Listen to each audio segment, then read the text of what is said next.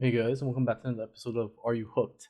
Today I have something a little bit different for you. It's a devlog. I'm doing my first devlog. Um, yes, I'm playing indie games, and I'm also a developer per myself. Um, so here we go. Okay, so I'm trying to change out the sprite fonts. Right now I have like this pixelated style for the fonts, and the readability of it is not that good, as you can see here. So what I'm trying to do actually is change it into something that's more readable.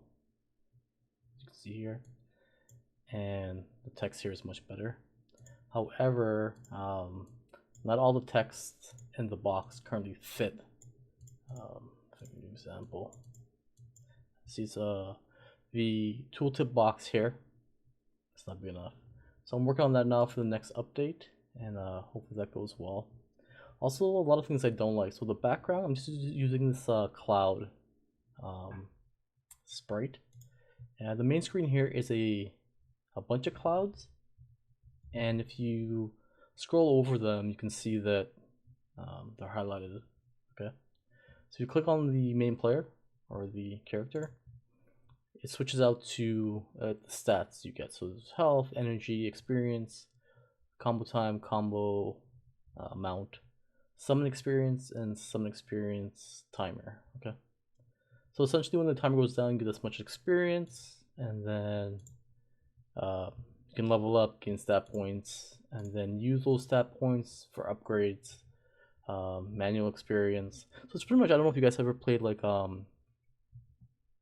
it's an RPG, an idle RPG, so you can get you can gain levels offline and such like that. Because I'm getting older and stuff, and like to train to sit down and like do the same battle like 50 times. Um, it just takes a lot of time. It's tedious for me. I don't like to do that myself, so I like the idle genre just because you can level up while you're not playing. So there's a bunch of different upgrades you can get. Um, so essentially, Evelyn is for the most part manual upgrades, um, and then Fishy is like the combat. So you put up like speed and damage. Damage is somewhere there, or damage down here, health, etc., etc. And then so the combat. So the combat screen needs a lot of work here. So these are skills you can use. This is teleport, right? And based on your highest level stage you've gotten to, you can teleport further. So right now, because I changed out the text font, the sprite font up here, you can actually even see what level you're at. I have to put that somewhere else. I just don't really like the layout of the screen right now. It looks pretty ugly. This is like the tower mechanic I added. So this is a ice tower, and it gets levels based on killing these little fish that come, and the fish get harder and harder as you go on further and further. And you can unlock different types of attacks. I think currently there's three attacks: main attack, which is this one, an icicle attack, which is like at level 20, and then an ultimate attack at level 100. I want to add like more attacks like level 20, 60, 80, 100, right? So players have more to look forward to as they're playing. You know, yeah. So if I go, for example, pack, so it's like it has gacha elements, but there's no premium currency in the game as far as buying packs. Silver and gold, you get all within the game itself. So you can summon different creatures here, and what happens is you get more little fishies, and they pop up here. So here's an example. This tooltip is not big enough for the information inside of it. I'll have to increase that. I'm doing that now. It's like just annoying to have to go through everything. But yeah, so essentially you can summon other creatures, and it's based on RNG. The some creatures grant you far more experience, and they're harder to get. Essentially, okay. So this guy gives 200,000 versus this little guy here who gives 7, right? And it's just random. So the other pack here is the plant pack, which is essentially a multiplier. Okay, so this tower here, I'm sorry, this plant here gives fish base damage of 1.1, so 10% more essentially. And if you go to this little rock here, I didn't know where to put this, but pretty much it opens up a customizable menu, and you can move like your plants. You can move these things. You can drag the screen a bit and like move things off the screen, just so if it's like ugly for you and you don't even want to see it, you can just get rid of it, right? There we go. You can duplicate plants just to make it look more scenic in your pond. Not that it gives more stats, it just, you know, just makes the pond look better, in my opinion, right? Or make the pond. You can pretty much design the pond how you want. You can move the sandbanks. You can change the sandbanks. There's a oops, disappeared there. I mean, yeah, I think there's like 4 different sandbanks you can use. You can change the height of it and the width. I'm still working on the width aspect. I want to kind of be able to change the height and width of the plants themselves, just to give it more variety. You can also make all the creatures the same type. Oops. So if you like one sea creature more than the other, you can get like a bunch of jellyfish or whatnot, or all random types, and then it switches. You know, it is just what it is. Okay, what else we got here? Move this, close on the rock, packs. Then we have the tower packs, which is essentially in combat mode only. So here we go.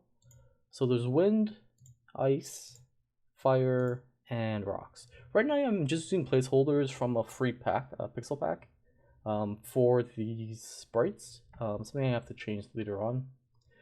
But the way I have it too is that when these the main attacks, like the ice, the fire, and the rock, hits off of the little tornadoes here, or twisters, it gives a secondary attack. And I kind of like that, just for not having all towers do attack damage, but having some variety in that sense.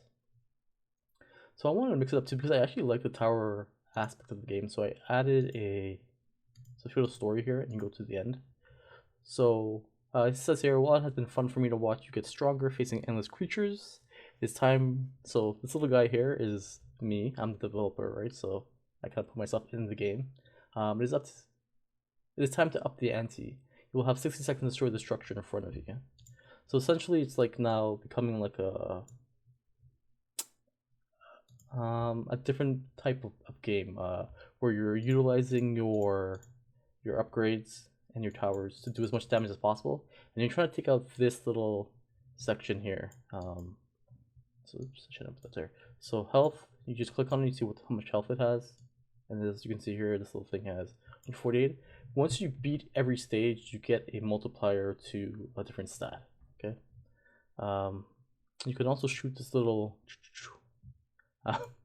So this game was started off being kind of inspired by like DBZ and stuff. I wanted to have a character that, you know, you grow stronger over time and such. So this is pretty much his energy blast, or you know, his Kamehameha for example. His is a little different though. It attacks forward and it teleports what it touches into himself, essentially. Also, whoops, let me just close that. Also, here we go here. There's another battle mode I wanted to try. So essentially in this one, I'm attacking, or the developer is attacking the player, and each projectile coming towards you, you gotta try and survive the time before the stage changes. I think it's like 30 seconds, right? And initially I just wanted to see how much your health rating here. I wanted to make it simple, you know, but then I thought it'd be boring if you just have to like sit here and take damage over time, right? So then I put that the tower attacks can now affect or try and block. Oops, I died there. Can block the attacks, right? So this is a little error. See, you can already see there that these shouldn't have spawned. They should have been deleted and then respawned from stage 1, right? And yeah, so this is like something I'm working on still. I'm not too exactly sure how I'm gonna go about doing it. Exactly, there's things I want to change, right? Like, you know, as a developer and stuff, you have all these ideas and stuff, and it's easy to want to add too much too quickly, and then you want to change things and gotta see if it's balanced, and it's just a lot, right? But yeah, so I wanted to make a game essentially that was fun, and that's the stuff I'm working on for the next update. Usually I was trying to get an update out at least once a month. It's been nearly 2 months now, just because I kicked off the YouTube channel, and I've been trying to put things the way I want to in the game and make changes in the game out, and stuff. There's also different classes you can unlock, or not classes, I would say adaptations, right? And you can see here the old pixel sprite font was hard to read, right? So I really definitely wanted to change that. This is my favorite one. This guy just looks so cool. He's like the battle form, right? And actually, if you go to skills, I'm gonna change this page itself. You can actually change the color of the sprite, or the character, I should say, right? And what this also does is every time you use the bronze coins to change the sprite color, or the character color, you also get a little bonus here. So what you can do actually is lock them, and then you can still get the bonuses, but it doesn't actually change the sprite after, right? I don't know what color you guys like. Okay, whatever. There's also skills here: the warp, heal, damage, and reflect damage. Okay, this damage is based on rage, and then this here is going to be the main attack, which is the teleport key attack. Sorry, the key blast attack. I don't like this how it is here. I'm gonna change this whole thing to maybe combat oriented. So if you go to the guide and you actually go to challenges, these are essentially like mini bosses you can face, right? So this was only the armored titan, okay? And what does it do? It gives you 10 base armor, right? Conditions none, blah blah blah. You accept the challenge, and it's a snail, right? So he's armored or whatever because he's got a shell. He comes out, you see the damage pop up, 25. So my attack rate is 3. So every 3 seconds I attack once. He doesn't actually attack because he's just like the first creature, or whatever. If I put my rage attack up, you see the little Vex, right? 45 damage, and there's different creatures you can unlock based on how far you get in the game.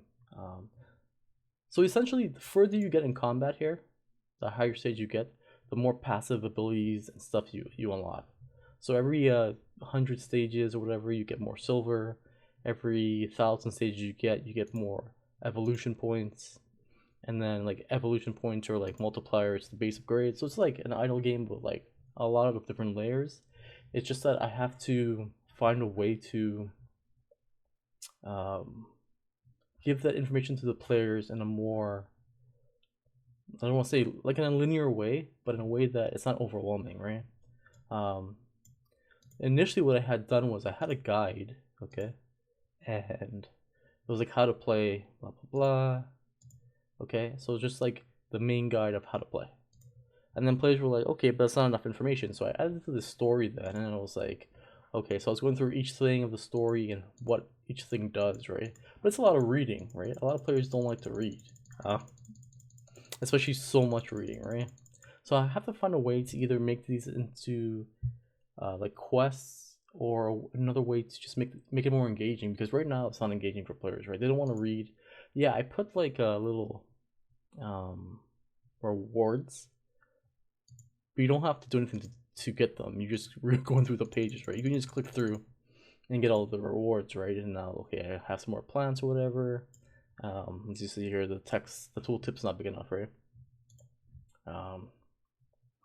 And then, so for like evolution also, I want to make it, I didn't want all the upgrades to be based on skill points. So every time you level up, you get a skill point. Actually, for evolution, it's a pound, it depends on how many pounds of food you've eaten, okay? And the pounds of food, it comes from here, right? So every time you eat a fish or a sea creature, the value is here, right? And if you put it up, the higher stages, the value increases more, and you can get more evolution points, and you put up more stuff. And because I don't like farming, or I don't like having to redo stages over and over again, I made it 2 ways that you can improve your little stages quickly. Either you can teleport, right? Whoop, whoop. Okay, he's teleporting there. I may have to add, like, when you teleport, how many stages, like text pop up or sprite font pop up of how many stages you warp past. And also the other way is that if your size, so 56 is my size, and it's bigger than the enemy size, you kill them right away, right? You're not actually battling them, you're eating them, right? And so once you put up like your lure speed, right? Here. So yeah, once this goes up way up like 1,000 and stuff, the enemies start coming like much faster. They're shooting across the screen. You get them much quicker. And then once you put that with the tower, let's see. So yeah, you can kill the enemies much faster. You go up the stages much faster. Yeah, just a lot that I have to do to simplify it and get the game across the way I want it. And yeah, that's that really. So while I'm like playing other people's games, I'm also learning how they do things. Stating my opinion not just as a player, but as a fellow game dev, right? You know, you want to learn more from the games you play, and there's certain things you may like or dislike, and you know, just a big learning process. And then there's like marketing too, which is I'm trying to get games out there for other people as well as myself, right? Like I want, you know, it's very hard. Like imagine you spend like 10,000 hours making a game or 1,000 hours making a game, and no one plays it, right? Then it's like, you know, you want to share your art and your creativity and your idea and your passion to other people. And you know, like if you ever go to like the game dev subs and stuff on Reddit, you know, a lot of people are like, oh, how come people never play my game and stuff, and it's just like big things marketing, right? Because if you want to get your game out there, you gotta spend like hundreds of $1,000s in advertising and whatnot, right? And it's some of those bigger companies that can afford to do that.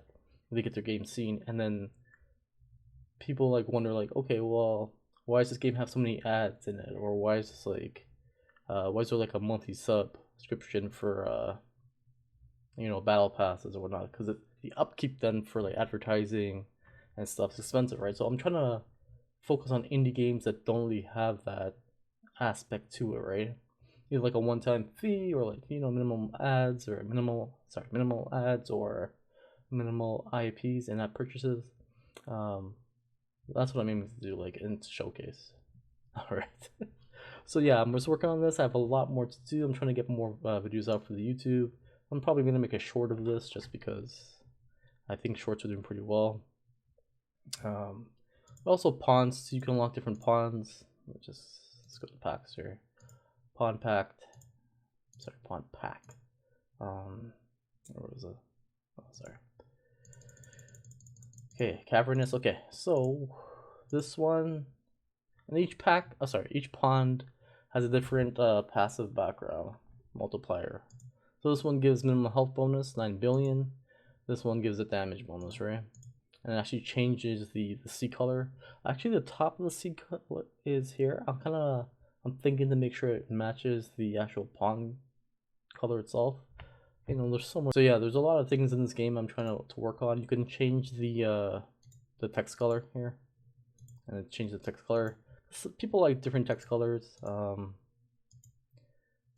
see, dark gray here, and you can change the background color. So initially, the background color was to change the background color for like back here, but now it's just to change these sky settings. Okay, so you get a little blue sky or whatever, and there you go. I want to probably make some more background colors. I like the red; it looks like really vibrant, and I like that. Anyways, and the thing too is like I think the game needs like a border because like the game's on early access, right? So there's like a lot of features and the way the UI and the UX work is really ugly. I don't like it, right? And it's just a lot to do and work on. And like this is my first devlog. I kind of feel like I'm all over the place. Sorry for that. I'm gonna work on how I present for the second devlog.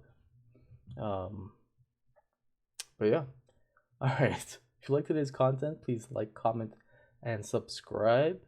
Um, am I hooked? Yes, I am hooked. It's my own project, so you know, if I wasn't hooked, I wouldn't be making it. What would I rate this? Currently, I'd rate my own game maybe at. It's fun, but it's only because I know all the mechanics and how everything works together. I rate the game like a 4 out of 10 currently. It's just too much for new players to get into. I have it out on the Play Store, and I have a couple. You know, some people play it, and you know, I've seen that people update the game when I update it, so people are playing and stuff. But I want to give them a better experience, and I have to learn more to do that, right? All right, guys, thanks for tuning in. Till next time.